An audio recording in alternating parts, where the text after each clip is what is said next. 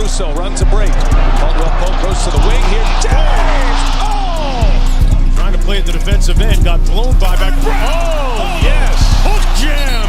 Harden step back. Puts up the three. Got hit. Shot's good!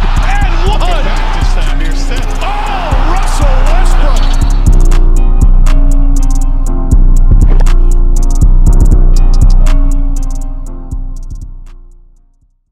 As we've seen this season, as we stated earlier, it's been in a weird time as it is right now, and the season has come to a halt. And I think the last game was played on March 16th. We've seen the last of an NBA legend, Vince Carter. He played his last game on that day. Many were speculating was that going to be his last game, and since the NBA is restarting and the Hawks is no longer involved in resume play, Vince Carter has officially come out and retired. Now, for me personally, being 21 years of age, Vince Carter probably played in the league longer than I've been alive.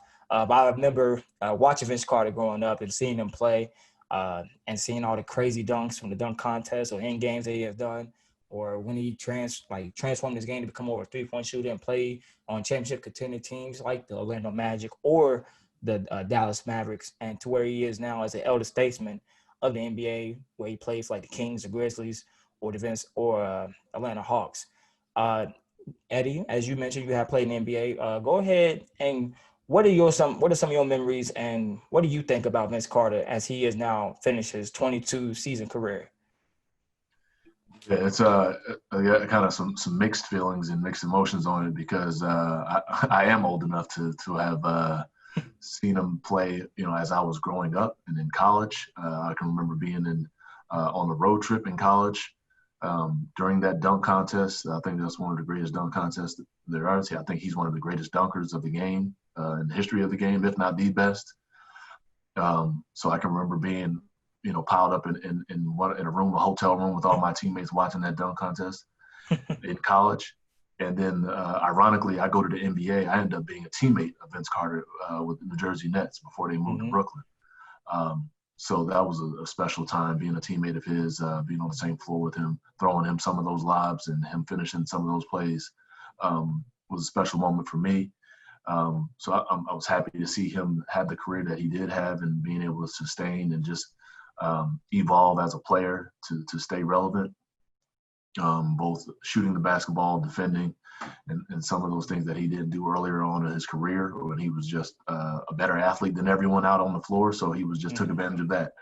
But he definitely evolved as a player and had some real sustainability, obviously, playing for so long.